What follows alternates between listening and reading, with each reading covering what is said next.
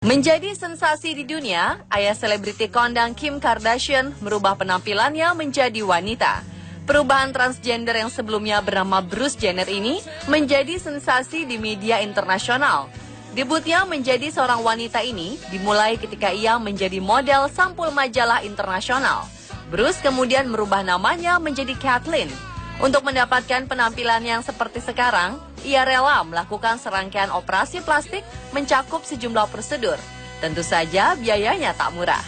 Operasi plastik memang sering menjadi jalan keluar bagi mereka yang merasa tak puas dengan tubuhnya.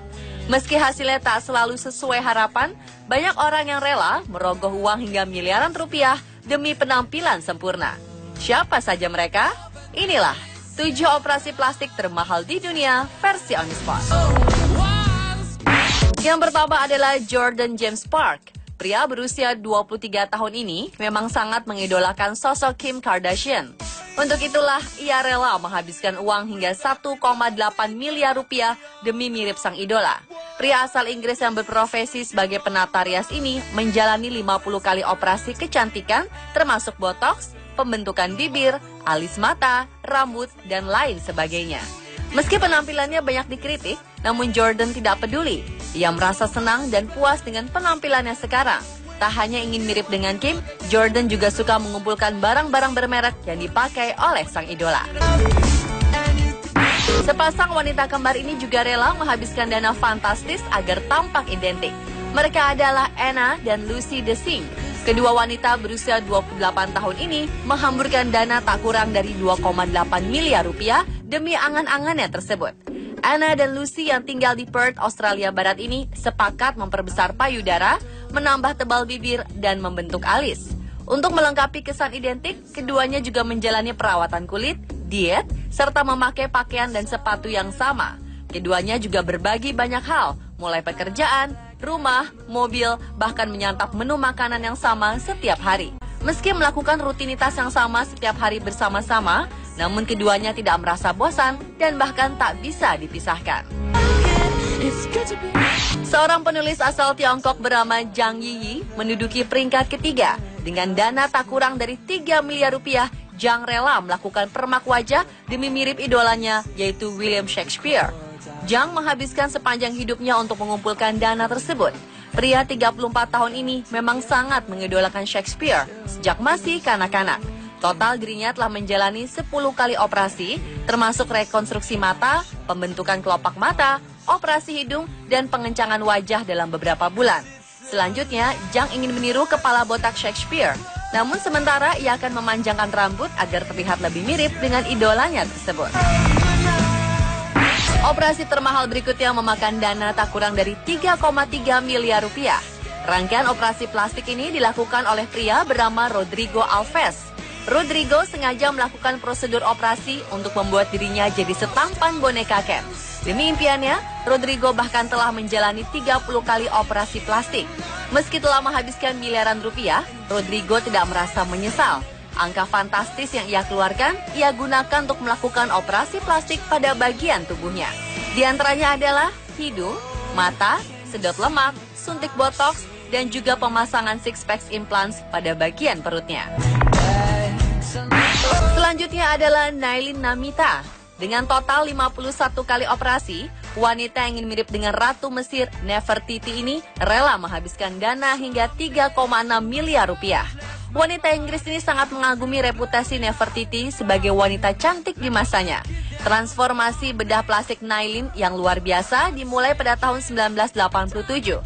Serangkaian operasi yang ia jalani antara lain 3 kali facelift, 8 kali operasi hidung, 1 kali operasi alis, 3 kali implan dagu, 6 kali mini facelift, 5 kali operasi mata, 2 kali operasi bibir, dan puluhan tindakan bedah lainnya. Angka fantastis yang dihamburkan untuk operasi plastik berikutnya adalah 9 miliar rupiah. Dan operasi plastik ini dilakukan oleh Sarah Burch. Wanita ini melakukan lebih dari 100 kali prosedur operasi plastik demi menjadi manusia Barbie. Bahkan wanita berusia 52 tahun ini sangat terobsesi dengan Barbie. Selama 20 tahun, Sarah menghabiskan waktunya untuk mondar-mandir ke klinik kecantikan. Tak hanya bagian wajah, ibu 4 orang anak itu telah mempermak seluruh bagian tubuhnya. Dengan 100 kali operasi plastik, wanita yang berprofesi sebagai penata kecantikan ini tercatat sebagai orang yang melakukan operasi plastik terbanyak di dunia. Menduduki peringkat pertama adalah Alicia Duvel dengan angka yang sangat fantastis, yaitu 14 miliar. Model asal Inggris ini mempermak tubuh dan wajahnya. Tak tanggung-tanggung, Alicia telah menjalani prosedur operasi sebanyak 330 kali. Jumlah ini tentu melampaui rekor bedah plastik yang dilakukan oleh Sarah Burch. Alicia mengaku melakukan 71 operasi dengan anestesi, termasuk 16 operasi payudara, 7 operasi hidung, 3 facelift, dan 260 prosedur lanjutan. Operasi pertama ia lakukan saat berusia 7 tahun. Ia juga menjalani 12 operasi di sekitar mata, pipi, dan pengecilan tulang rusuk. Jari kakinya pun tak luput dari pisau bedah, dengan prosedur pemendekan jari agar cantik saat memakai high heels. Rangkaian pembedahan menyakitkan ini belum termasuk segala macam prosedur yang harus dilakukan sekali seminggu oleh wanita yang pernah dekat dengan Simon Cowell ini. Namun Alicia menyesali apa yang ia lakukan. Wanita 34 tahun ini kini tak bisa tersenyum lebar dan bernafas normal. Ia juga menolak masuk dalam Guinness Book of Records sebagai pemecah rekor pemegang operasi plastik terbanyak. Alicia kini bahkan bertekad menjadi aktivis untuk melindungi perempuan rentan dari para ahli bedah plastik yang tidak bermoral. Pemirsa, itulah 7 operasi termahal selebriti dunia versi On The Spot. Awal tahun 2015, masyarakat Kota Depok dihantui dengan kasus pembegalan atau pencurian motor yang berujung kematian. 9 Januari 2015, pembegalan motor terjadi di Jalan Juanda, Depok. Korban bernama Bambang Syarif Hidayatullah, warga Tasikmalaya, Jawa Barat, tewas ditusuk ketika sedang melintasi daerah tersebut pada pukul 1:30 waktu Indonesia Barat. Motor bernomor polisi Z5081PK yang dikendarainya dibawa kabur oleh perampok. 2 minggu kemudian, pembegalan kedua terjadi lagi di Jalan Margonda Raya, Depok, dan menewaskan pengendara motor yang tidak membawa identitas. Peristiwa tersebut terjadi sekitar pukul 3:30 waktu Indonesia Barat. 2 peristiwa sadis ini membuat masyarakat Depok merasa tidak nyaman jika keluar rumah dengan membawa motor. Kasus pencurian motor memang sering terjadi di Indonesia, terutama di kota besar. Di Jakarta saja, setiap tahun ada ribuan kendaraan roda 2 yang lenyap dicuri. Kepolisian mencatat sedikitnya 3.000 sepeda motor dicuri pada tahun 2014.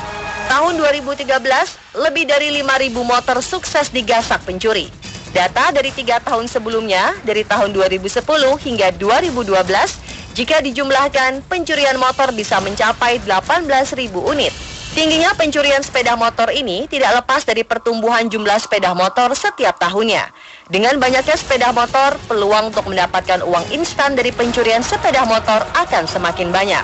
Pencuri motor bisa mendapatkan uang instan dari 1 juta hingga 7 juta rupiah dengan menjual motor curian. Motor jenis matic bisa dijual dengan rata-rata harga 1,5 juta rupiah. Sedangkan motor curian yang bergaya sporty dihargai 7 juta rupiah. Ada beberapa cara pencurian motor yang sering terjadi. Ada pencuri yang menggunakan kunci T, ada juga pencuri yang menggunakan cairan setan. Kedua cara ini bisa dilakukan para pencuri hanya dengan waktu 1 menit saja dan bisa dilakukan sendirian. Kunci dengan leher berbentuk huruf T adalah peralatan standar yang dimiliki pencuri motor. Jika pencurinya sudah memiliki jam terbang tinggi, mereka pasti punya beberapa jenis kunci yang bisa membobol lubang kunci hampir semua jenis motor. Namun teknik ini sudah banyak ditinggalkan karena tingkat keamanan motor yang diberikan produsen motor semakin tinggi. Setelah metode kunci T ditinggalkan, pencuri beralih ke cairan setan. Metode ini menggunakan cairan yang merupakan racikan dari berbagai cairan kimia yang dapat membuat besi dan baja terkorosi. Cairan ini disuntikan pada lubang kunci sehingga lubang terkikis dan mudah dibuka dengan kunci motor biasa.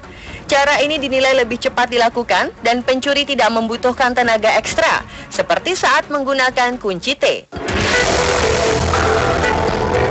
Selain kunci T dan cairan setan, pencuri motor juga dilakukan secara terang-terangan dan beramai-ramai. Inilah yang dinamakan begal motor. Biasanya dilakukan oleh 3-5 orang dengan mengendarai motor. Mereka mencari tempat yang sepi dan memantau keadaan di sana dalam beberapa hari. Tindakan kriminal yang satu ini sudah terencana dan terkonsep dengan rapi. Setelah memantau lokasi beberapa hari, mereka akan dengan mudah menentukan pengendara motor mana yang dapat menjadi target. Bisa yang memang sudah sering lewat dan dinilai mudah untuk diserang, bisa pula seorang pengendara yang baru pertama kali lewat di jalan itu. Dalam pelaksanaannya, mereka tidak segan-segan melukai target, bahkan hingga meregang nyawa, seperti yang terjadi di Depok bulan lalu. Karena maraknya pemberitaan media tentang korban pembegalan motor di Depok, polisi di tiap daerah akhirnya membentuk tim untuk meringkus para gembong begal motor. Minggu ini 8 anggota komplotan begal motor berhasil diringkus di Bandung. 2 diantaranya bahkan ditangkap ketika sedang melakukan penganiayaan terhadap targetnya. Satuan Reskrim Polres Lebak, Banten juga berhasil menangkap 2 gembong pembegalan motor. Salah satunya terpaksa ditembak di bagian kaki karena berusaha melarikan diri. Sedangkan yang lain dikabarkan memiliki kebal peluru. Namun dia berhasil ditangkap petugas sebelum sempat melawan. Salah satu dari mereka mengaku berprofesi menjadi tukang sate untuk menutupi kejahatannya selama ini. Tips agar terhindar dari aksi begal motor. Siapapun tak ingin mengalami pembegalan motor. Dikutip dari motohits.com, berikut on the spot memberikan beberapa tips agar terhindar dari aksi pembegalan motor. Yang pertama, sebisa mungkin hindari jalanan sepi. Pilihlah jalan alternatif lain yang lebih ramai. Jalanan yang sepi berpotensi tinggi untuk memancing berbagai aksi kejahatan, termasuk kejahatan begal yang biasanya mengincar mangsanya di jalanan yang sepi. Kalaupun terpaksa melewati jalan yang sepi, sebaiknya Anda memacu kecepatan kendaraan menjadi lebih tinggi. Tetapi tetap waspada dan hati-hati ya. Kemudian perhatikan keadaan di sekitar. Bila ada geliat pengendara lain yang mencurigakan, segeralah menghindar dan pergi ke tempat keramaian. Jika sudah dipepet, segera bunyikan klakson untuk mengambil perhatian di sekeliling. Usahakan jangan berpergian sendirian. Jika memungkinkan, carilah teman untuk dijadikan boncengan. Walau bagaimanapun, ketika berboncengan, para pembegal setidaknya akan berpikir ulang untuk melancarkan aksinya. Mereka biasanya mengincar korban yang terlihat lemah, terlebih saat sendirian. Berhati-hatilah pada orang yang meminta bantuan. Entah berpura-pura motornya mogok, atau di jalan tiba-tiba menanyakan alamat dan sebagainya. Sebab bisa saja itu hanya modus pembegalan. Lihat dulu keadaan sekitar. Jika keadaan cukup ramai, mungkin Anda bisa menolong. Tetapi jika keadaan sepi dan Anda sendirian, alangkah bijaknya jika Anda berjalan dulu untuk meminta bantuan kepada orang lain untuk menolongnya. Lalu waspadalah jika di depan jalan yang dilalui ada rintangan. Sebab seringkali para pembegal meletakkan beberapa benda seperti balok kayu, pohon, atau kendaraan yang melintang di tengah jalan untuk memberhentikan kendaraan yang akan dijadikan mangsa. Jika mengalami hal ini, tak usah berpikir panjang. Lebih baik putar arah saja dan mencari jalur alternatif lain. Ini adalah yang bisa dilakukan sebagai langkah terakhir.